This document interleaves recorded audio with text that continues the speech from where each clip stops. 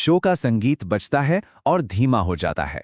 Sir, सच बताऊं, जब भी एग्जाम्स में ऐसे सवाल आते हैं ना, जहां ज्योमेट्री और अलजेब्रा एक साथ हो, मेरा तो दिमाग ही घूम जाता है। बिल्कुल समझ नहीं आता कि शुरू कहां से करूं। अरे घबराने की कोई बात नहीं है। देखो, हर मुश्किल सवाल एक पजल जैसा होता है, जो बस कुछ सिंपल बेसिक रूल्स से बना होता है। एक बार हमने वो रूल्स समझ लिए ना, तो सब आसान लगने लगेगा। ठीक है, चलो इसको आसान बनाते हैं। हम बिल्कुल जीरो से शुरू करेंगे ताकि फाउंडेशन एकदम सॉलिड हो जाए। तो सबसे पहले समानांतर रेखाएं। ये बस वो दो रेखाएं हैं जो एक ही प्लेन पर हैं और कभी एक दूसरे से टकराती नहीं, बिल्कुल रेलवे ट्रैक्स की तरह। अच्छा, मतलब ये हमेशा एक दूसरे के बगल में चलती रहती हैं, फॉरएवर। एग्जैक्टली। और जब एक तीसरी रेखा, जिसे हम तिर्यक रेखा या ट्रांसवर्सल कहते हैं, इन समानांतर रेखाओं को काटती है, बस वहीं से सारा गेम शुरू हो जाता है। यही वो चाबी है जो उन सभी एंगल रिलेशनशिप्स को बनाती है जिनकी हमें जरूरत है। ये देखो, इस एक इंटरसेक्शन से पूरे 8 एंगल्स बन जाते हैं। लेकिन सीक्रेट ये नहीं है कि ये कितने हैं। सीक्रेट ये है कि ये सब आपस में एक पैटर्न से जुड़े हुए हैं। हमें बस उस पैटर्न को क्रैक करना है। तो अब हम कुछ रूल्स देखेंगे। इन्हें बोरिंग थ्योरी मत समझो। ये तुम्हारा टूल किट है, या कह लो एग्जाम के लिए चीट कोड्स हैं। शिक्षक, टूल किट का पहला आइटम शीर्षाभिमुख कोण यानी वर्टिकली ऑपोजिट एंगल्स। ये सबसे आसान है। जब भी दो रेखाएं एक दूसरे को क्रॉस करती हैं, तो आमने सामने वाले कोण हमेशा बराबर होते हैं, बिल्कुल मिरर इमेज की तरह। अरे वाह, ये तो बहुत सिंपल है। मतलब एक एंगल पता हो तो उसके सामने वाला मुफ्त में मिल गया। ये तो अच्छी शुरुआत है।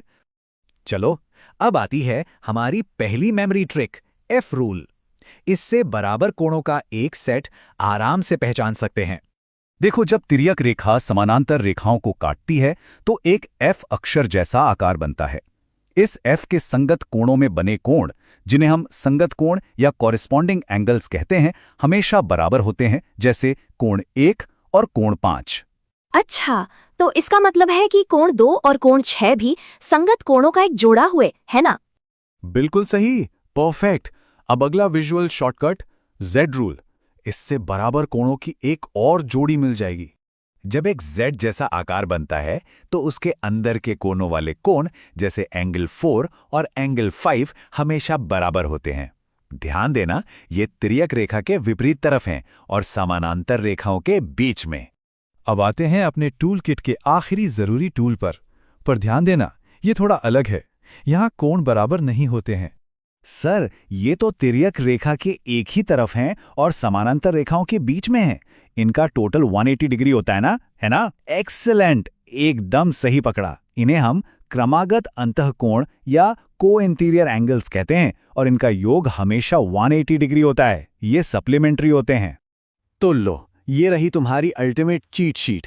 एग्जाम से ठीक पहले क्विक रिवीजन के लिए बेस्ट है। हमारे चारों रूल्स एक ही जगह पर। ठीक है, टूल किट तैयार है। अब समय है उस ओरिजिनल चैलेंज पर वापस जाने का।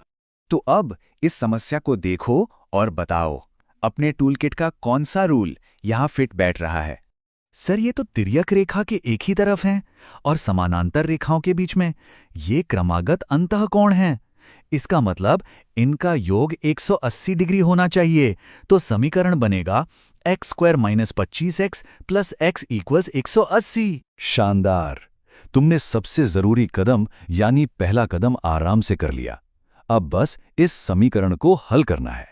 और जब हम समीकरण हल करते हैं तो एंगल 1 का मान 150 डिग्री आता है। देखा, जो सवाल इतना कॉम्प्लिकेटेड लग रहा था, रूल पता चलते ही कितना सिंपल हो गया। चलो, एक बार जल्दी से सब कुछ रिवाइज कर लेते हैं ताकि ये कॉन्सेप्ट्स दिमाग में एकदम लॉक हो जाएं। ठीक है, फ रूल संगत कोणों के लिए, जेड रूल एकांतर अंतःकोणों के लिए, सी रूल क्रमागत अंतःकोणों के लिए जिनका योग 180 डिग्री है, और एक्स आकार शीर्षाभिमुख कोणों के लिए। बिल्कुल, और ये एफ, जेड, सी और एक्स वाले विजुअल ट्रिक्स इनके नाम याद रखने में भी बहुत काम आते हैं। तो अब जो कुछ भी सीखा है उसको टेस्ट करने के लिए ये रही एक आखिरी चुनौती।